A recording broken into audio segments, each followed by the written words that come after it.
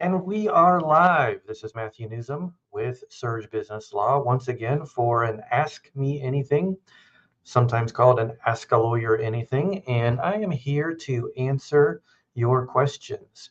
If you are not subscribed on social media, please do so. You can hit the subscribe or follow button depending on where you're watching. That way, you can find out when we're going to do these events. We do them twice a month, about every 2 weeks.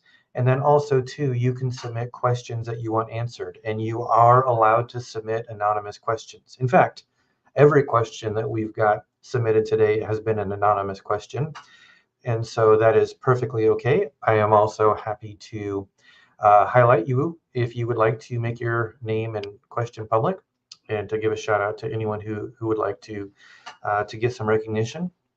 Thank you for those of you who have submitted questions. We've got a very interesting mix in the lineup for today. I also want to remind you that while I am a lawyer, I am not your lawyer, and so it is important to not simply trust information that you found on the internet when you are facing serious and important legal questions. It is a good idea to reach out to a lawyer so that they can understand your specific facts and situation and give you excellent advice. If you would like to talk to a lawyer that is an expert in business, please reach out to me at surge.law. And by the way, side note, we have successfully transitioned our branding over from Iowa Business Lawyer to Surge Business Law. And so that means if you go to the old iowabusinesslawyer.com website, it will bounce you over to the surge.law domain. So we're excited for that and glad to have had you along for the journey. Let's start answering questions. This question came up today. Can I copyright my logo? And the answer is, well, yeah, you can. However, it might not do what you want. Doing a trademark is more expensive and time consuming than doing copyright. For example, if you hired me to do your trademark, it would cost about $2,200. If you hired me to do your copyright, it would cost between $300 and $500. The trademark would take 12 to 14 months to complete. The copyright would take 5 or 6 weeks to complete. And we do copyright logos sometimes, but you have to understand that some things cannot qualify for full copyright protection. For example, short words and phrases cannot be copyrighted. If you look on the screen, you see my logo, Surge Business Law. The words Surge Business Law cannot be copyrighted. Um, and then likewise, you cannot copyright fonts. And so if your logo is simply words and a font, then it's not eligible to be copyrighted. You can register it, but the copyright will give you no protection. And it'll say so right in the registered copyright. However, if your logo contains additional graphical elements, then you can copyright that. So if you look down at the bottom, you see there is a rocket going through my logo. I could copyright that. And that way, that small part of the logo would be copyrighted. Instead, what I should do and what I am currently doing is trademarking my logo. A trademark allows people to get a protection for their brand image, which includes sometimes colors, words, phrases, shapes, things like that. And so you typically do want to trademark your logo. Some people think that copywriting it gives you a poor man's trademark, and the fact is that it only protects against certain kinds of infringement and doesn't give as much protection as you like. So yes, you can, but no, it probably isn't going to do what you want, especially if your font or if your logo is just a font and words. Also, too, keep in mind that a lot of people will have a logo designed and the logo will simply be made up of clip art that they have purchased online. I'm okay with that, but I want you to know that somebody else owns the copyright to that clip art. And so you cannot claim copyright of someone else's creation unless they have given you exclusive rights to that content. So typically, for example, if you look at the screen here, there is an image that says like and subscribe, and that is a clip art that you got through Canva, and so anybody can use that. I can't stop anyone from using that little button in their graphics because Canva owns the copyright to it, not me. So Probably you want to trademark your logo. Yes, it's more expensive. Yes, it is more time consuming. But if you are doing commerce across the country or outside of the country, then it is also probably worth it to protect your brand image. Talk to me and I'll help you with it. And then similarly, this question came up at the same time. What is trademark infringement and how is it different from copyright infringement? And this is very confusing to people. So the first of all, copyright infringement can differ depending on what the thing that's being copied or infringed is. And so a court will look at infringement of audio recordings slightly different than they will look at infringement of computer source code, which will be slightly different from paintings, which can be slightly different from an animated GIF. So each of these things can be scrutinized in slightly different ways to see if something is an infringement or not. But there is a very, very important commonality, and that is that if you have created a copyright of something, like maybe you recorded your voice, and then I copy that and include it in my own work, then that would be copyright infringement. However, if I simply imitated you and I recorded my own voice saying the same thing, then that would not be copyright infringement. Now it's possible that you might have two copyrights. You might have a song that you've copyrighted, and if I sing the song, then I might not be infringing upon your voice recording, but I might be infringing upon your copyright for the words to the song. But for example, if there's a famous meme going around on YouTube and somebody says a phrase that everyone else thinks is funny, makes everyone laugh, and then I say the phrase with a similar tone of voice, that would not be copyright infringement. However, trademark infringement is very different. In trademark infringement, we're not looking for someone copying a work exactly verbatim or even in part. What we're looking for is someone doing something confusingly similar. And so if you have a trademarked slogan, which might be too short to be copyrighted, but can be trademarked, then I say your slogan in a way that, could be confusing to consumers to create some kind of association between my services and your brand. That would be trademark infringement. Even though I didn't copy your recording, your audio recording, I said it myself. If it's your trademark, then it can be infringement. It simply has to be confusingly similar. This came up with a person who wanted to take someone else's registered trademark and rearrange the words to put them in reverse order. And I said, well, if it's confusingly similar, and I do think in this case it would have been confusingly similar, it's still infringement. And so if the purpose is to trick people into thinking that you have an association with that brand, that's trademark infringement. Very, very different things, very different ways of looking at them. However, the enforcement of those rights can be very similar. People can send you a cease and desist and tell you to stop and threaten to sue, and they might win. So I would say use caution when using someone else's copyrighted content or trademark. All right, this one came up, and we actually have two questions that are similar. The second one is closer to the end. But how do I know my business is growing more successful? And this is such a hard question to answer. Lawyers love to say, it depends. It depends. That's always what lawyers want to say because it does depend. Well, what does it depend on? Here's what. First of all, you get to define success in your eyes. For example, you might have a hobby that is starting to become a little bit more serious amount of effort for you. And so you decide to take your hobby and turn it into a small business. And maybe your goal is not to make a ton of money. Maybe your goal is not to replace your daytime job or have it become a significant portion of your household budget. But maybe you want your hobby to pay for itself and to provide you a way to show your work, but also to put a little money. Maybe you make $1,000 a month that goes into your vacation fund or something like that. That can be a business. One of the main distinctions I look for between a hobby and a business is it profitable? Hobbies typically aren't. Businesses hopefully are. But your goal for your business could be very different. It could be, maybe you make $100,000 a year working in a corporate job and it's sucking your soul, and you are okay downgrading to a $50,000 a year job that you find very personally rewarding, then your version of success is it rewarding, not how much money do I make. But I'll tell you a couple things that we do look for when we want to tell if a business is successful. First of all, is it growing? And this is a difficult thing because a lot of businesses resist growth. But typically, and this is not always true, but typically, healthy things grow. And so if your business is meeting the needs of the marketplace, then people are going to talk about you and refer you to others. So, for example, let's say that you love building decks and you don't want to do these $1 million house decks. You just like, maybe play decks where you can have a barbecue and a place for the family to hang out.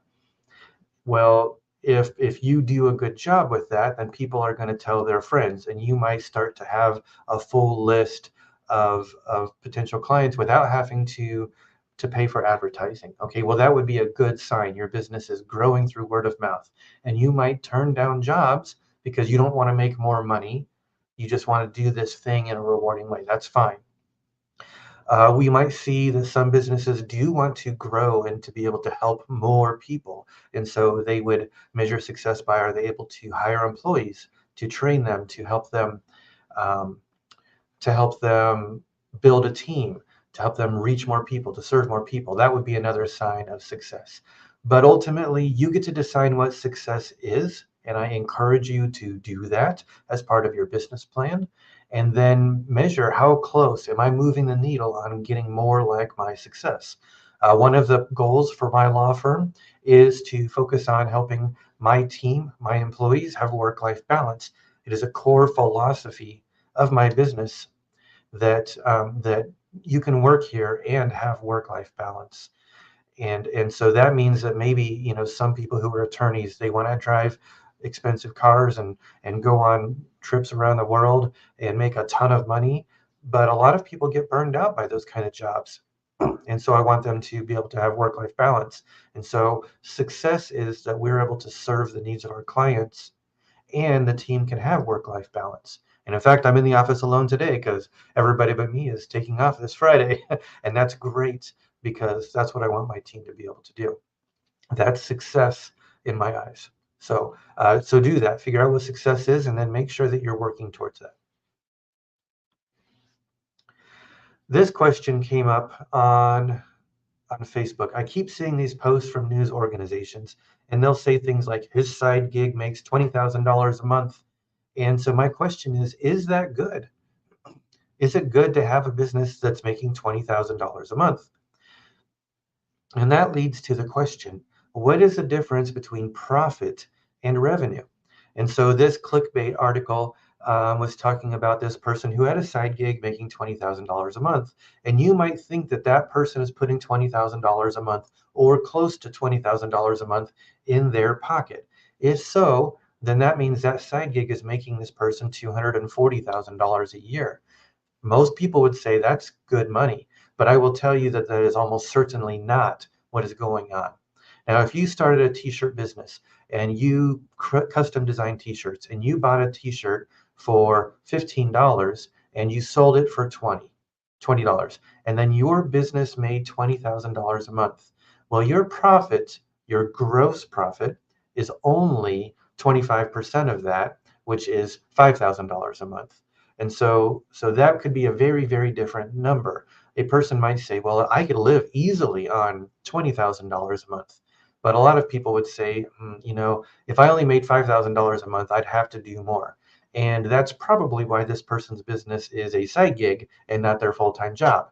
Because if my side gig was making $20,000 a month, then I would stop making my side gig and I would make it my full-time gig. And you would too.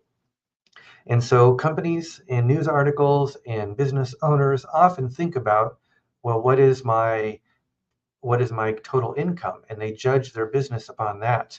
And what I really want to see is not how much money the business makes, but how much money the business owner makes. And business owners live off of the profit of the business. And so if you've got a low profit margin, then it doesn't matter how much you have to make a lot of revenue, which is that top line dollar amount, in order to have a good living. So do be aware of that your business needs profit more so than revenue. And so you might see a business that makes $15,000 a month, but it's pure profit because it's consulting, for example. And now you've got an owner who's making $180,000 a year and is living very comfortably on that. And that's a way better situation than a business that's making $30,000 a month, but has only got 10% revenue, because that would be not enough to live on. So this was submitted just before my previous live stream, and I tried to add it in and I realized it was too big of a topic. And in fact, I've got to rearrange my screen a little bit so I can see my notes so they don't mislead you on the answer. And failure. Where is it? Here it is. What changed with the March 2024 test to see if a worker is a contractor or an employee? All right, and so here's the question. Is my worker an employee or a contractor? And the answer is it's hard to tell, and the test just changed. And so the FLSA is a law that determines how to classify a person as an employee or a contractor.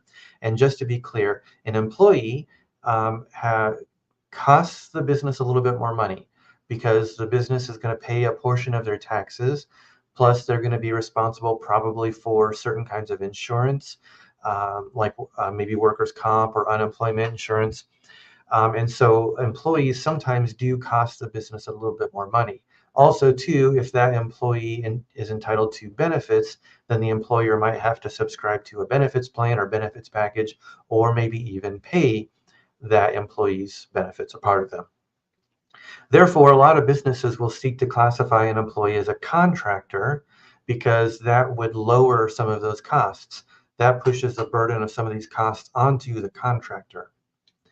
And because this has been exploited for years and years, and employers have gotten around paying taxes or treating their employees right, the government has kind of stepped in and said, okay, we got to make a test. And so there was a law that was created in 2021, and it didn't have some things be super clear. And so the courts had to go and look at the law and try to figure out what it meant. And what happened was the courts interpreted the law a certain way. And so what the courts did is they would say, well, it's not a 1, 2, and 3 test. They took a big picture view. It's the totality of the circumstances. And so the new 2024 law adopts that view. They're like, okay, the courts have said totality of circumstances. That's actually correct. The new law makes it clear that you can't just check a few boxes, but you have to look at the big picture. And so the main factor that the courts looked at when they were looking at the big picture view was, how much control does the worker have over their job? So if the worker can say, no thanks to this job, yeah, sure, I'll take that one. Or if they can say, well, I'll do it, but you're offering me 1,000, I want 1,500. So if they could kind of negotiate the pay.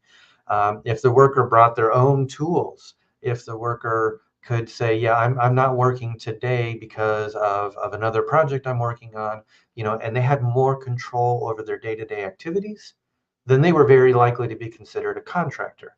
If the worker was told, you got to be here at 8 o'clock, you got to work 8 hours, this is your desk, here's the computer you're going to use, here's the software you're going to use, here's the way that you're going to do it, here's how much you're going to get paid, well, that worker has very little control over the job. And so, you know what? You can call them a contractor if you want, but they're not a contractor, they're an employee. Unfortunately, the law was interpreted, and is still interpreted, as having a little bit unclear. It's a totality of circumstances. It's a big picture view. And so there is no easy way to tell for sure if they're an employee or a contractor.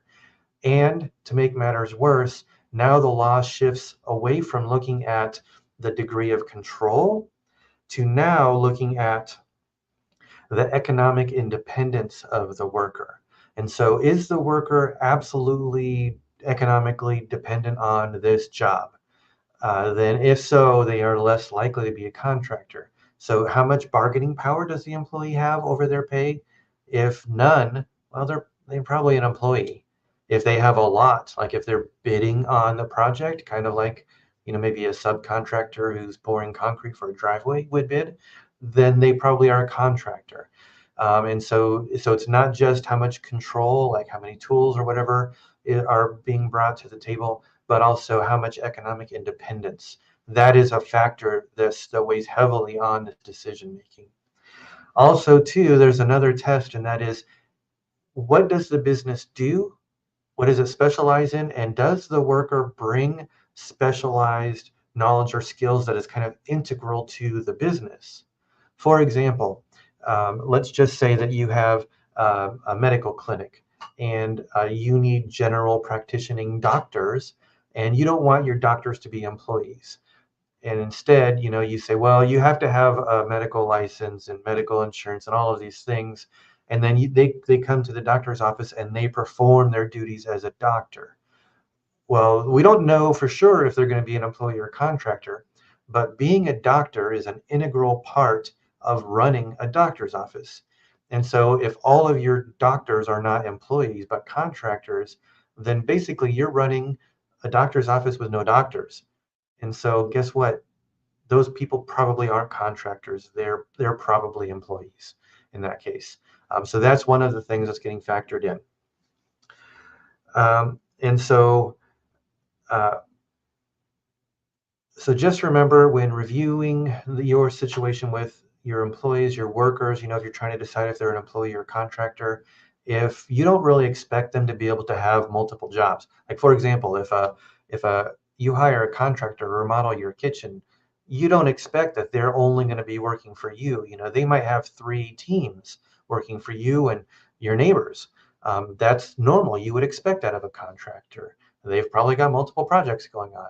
Well, if this person working for you can have that kind of autonomy and do multiple jobs, well, then they might be a contractor. If you're like, no, you got a duty of loyalty. You can't go work for my competitor. You got to work for me alone. Well, guess what?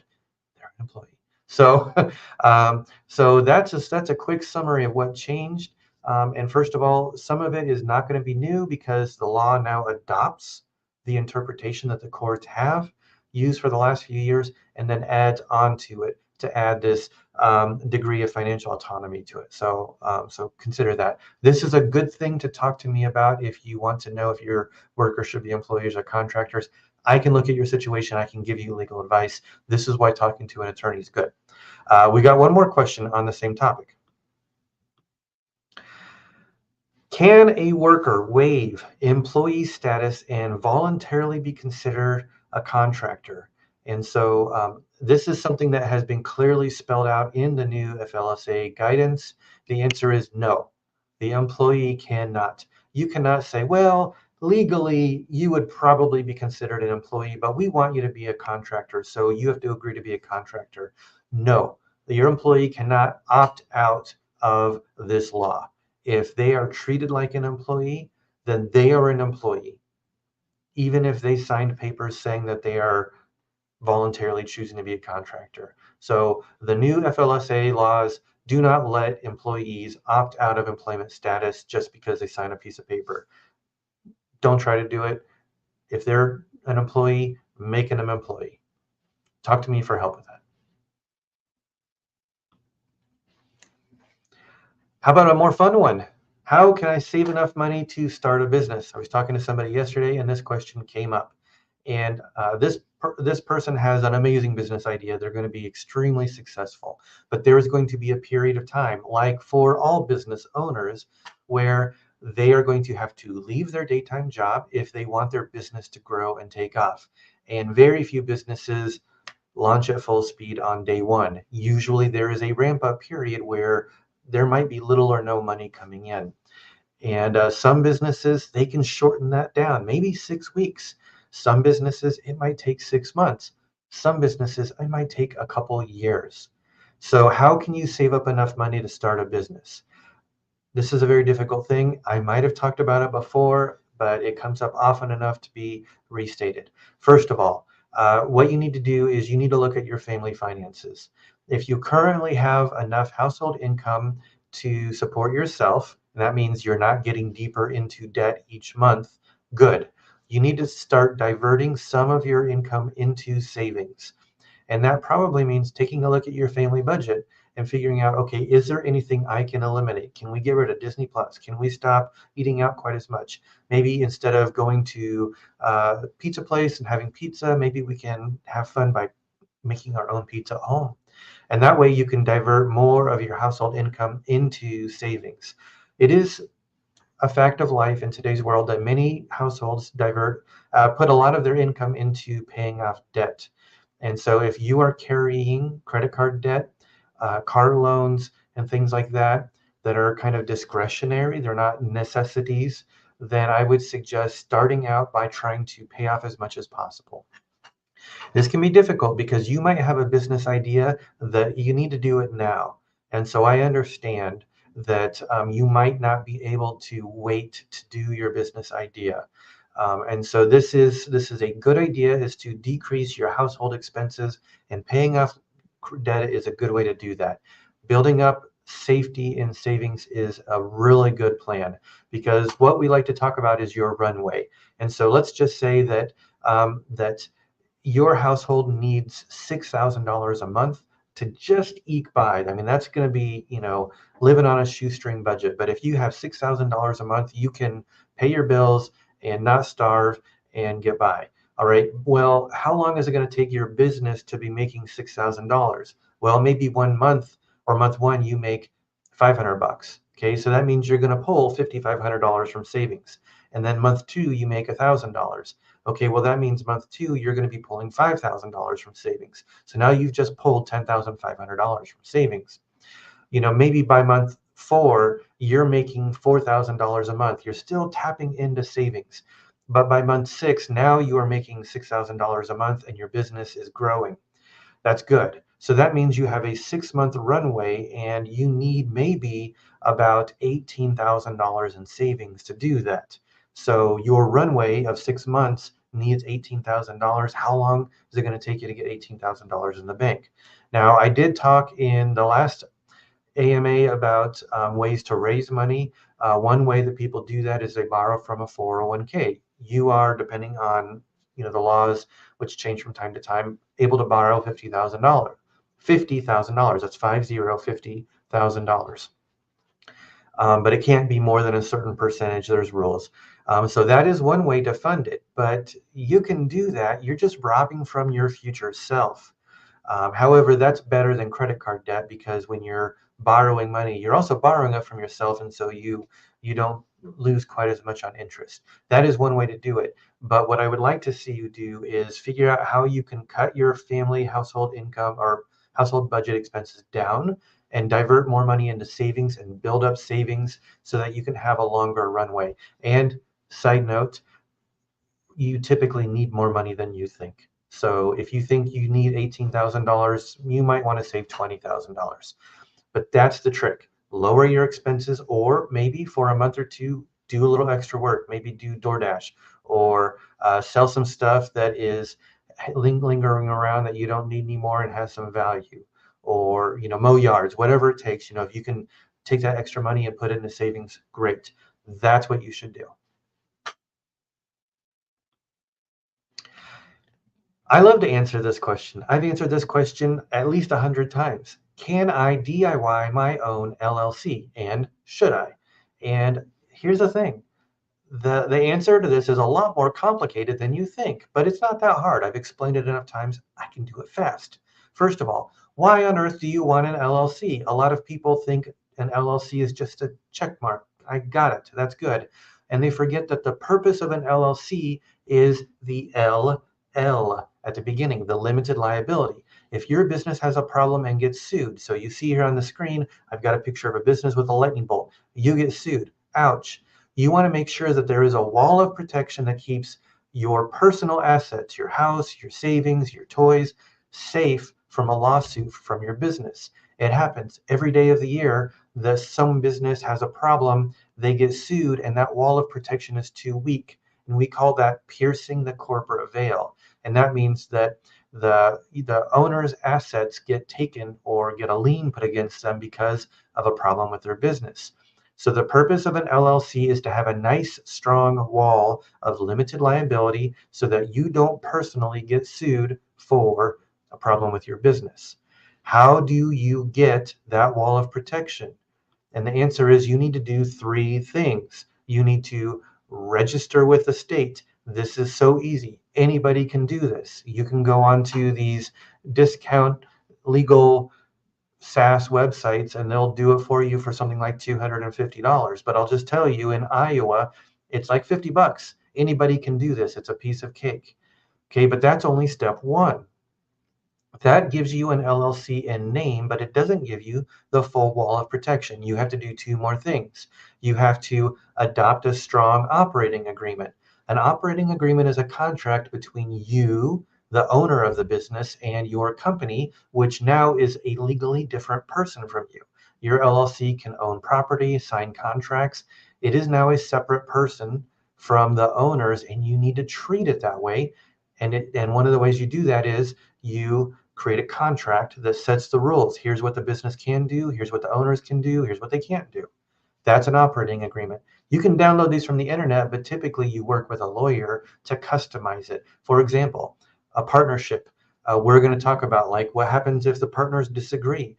You know, if this person wants to do something and that person doesn't, how do we resolve that? And then we put that into the operating agreement so that it's customized for your business. The third thing that you need to do is you need to observe corporate formalities. And this is like having a separate bank account, making sure that you sign contracts in the proper way.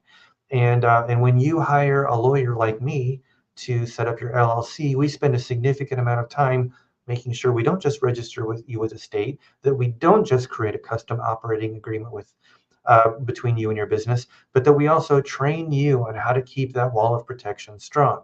So the answer is, can you DIY the LLC? You can absolutely do the first step by yourself, but why don't instead you contact an attorney like me to help you do it? I would love to help you. So make sure that if you want the full protection of your LLC, that you do all three of these steps.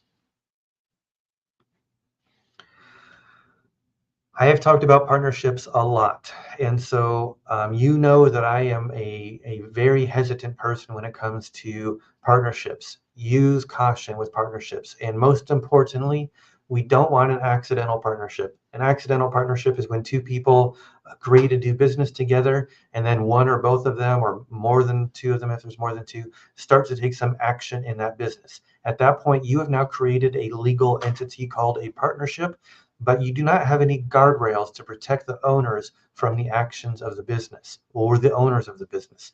And it is the opposite of a limited liability company. It is now an unlimited liability company. We don't want accidental partnerships. There are sometimes partnerships are a fine way to do things. The number one way is when you have a partnership between businesses. And so for example, I have a couple clients that own a medical clinic, and they are each licensed medical professionals, and they have separately, their businesses have formed a partnership to do business together. And so this allows the owners of the individual businesses to still have limited liability. So the owner can't lose their house because of action by the partnership. But because those LLCs or corporations or whatever they are, do you provide the owners that limited liability? So you've got a partnership between businesses. These are commonly called JVs or joint ventures, but they are still partnerships. And in these cases, the partnerships usually have a very clear agreement called a partnership agreement between them. And oftentimes those agreements have to be registered with the state in order to get full protection. Sometimes professionals like lawyers and doctors, for example, cannot get limited liability.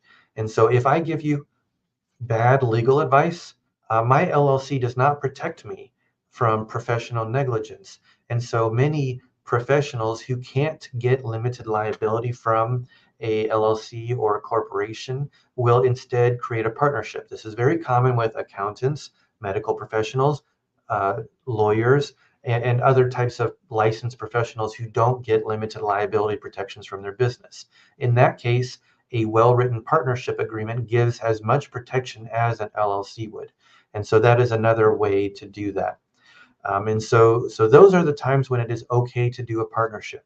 Also, too, I have had people who have created partnerships and come to me and I've said, well, I would prefer you to have an LLC, but changing from a partnership to an LLC is too complicated or too hard, and it will essentially ruin the business. And in that case, what we do instead is we work on giving as much protection to the business owners from the partnership agreement as possible.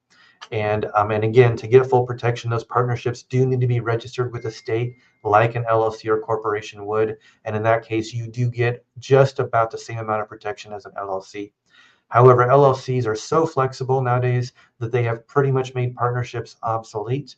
And so typically, the LLC operating agreement will be a better way to get limited liability for the owners than a partnership would. So they are a fine tool in some cases. It's just as time goes by, fewer and fewer situations where we prefer the partnership. And instead, now we prefer the LLC. How do I know how much money I make? I mentioned earlier in the live stream that I was going to bring up a second question, and I think this is the one with the screenshot. Yes. So I saw this video, I think it was earlier today, in fact, where Dave Ramsey was shared content where the caller said that they didn't know how much money they made. And this sounds laughable. This sounds funny. This is extremely common. This is, I mean, I would say most business owners couldn't accurately answer the question how much business they make. And so 60%, 70%, I don't know, but a lot. And this is weird because as an employee, you would know, right? You look at your pay stub and you know. And you would expect that since business owners have to file taxes, they also would know, except that business owners typically are able to write off a lot of expenses. And so sometimes business owners actually get some benefits that are still able to be written off, and therefore their income is oftentimes higher than what is reported on their tax statement. And so their income might include, getting to use the company vehicle or something like that. And so this is a very, very difficult question to answer. How much money do I make? And so I'll just tell you that what we typically look at for smaller businesses where the owner is actively involved in the business, which is most small businesses. So in my law firm, I am actively involved in the business. If you have a construction company and you are out there supervising or swinging a hammer or whatever, then you are actively involved in the business. If you have a restaurant and you are bouncing around from the seating area to the kitchen to the cash register, you are actively involved in the business. We will measure SDE, which I believe stands for seller, I'm sorry, so I can't remember what the S stands for, but it's discretionary earnings. And so this is the total compensation package. At the very least, these earnings include profit and salary. So these are the two most commonly used things. However, there can be other benefits like, getting to use the company's cell phone or something like that. So we look at profit, which is how much money is left over after the bills are paid. And if you've watched my other videos, you know I'm a fan of the profit first method, which basically says I'm going to take the profit off the top rather than off the bottom. And so if you get $1,000 a week in, then you take a portion of that and set it aside, and then you pay your bills with what's left. That's profit first. So profit is what's left after you've paid your bills, and you probably also pay yourself. Now, if you use payroll software like Gusto or Square, or your accountant does your payroll for you, you probably pay your employees and yourself. And so you might pay yourself an hourly rate. You might pay yourself a constant amount each month. That's up to you.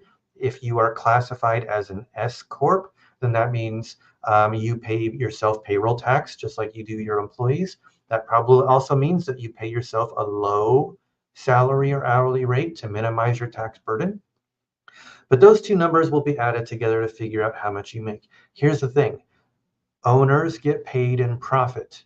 That's the number one way that business owners get paid. And so your business makes $300,000 a year. After you pay your expenses, there's $100,000 left over.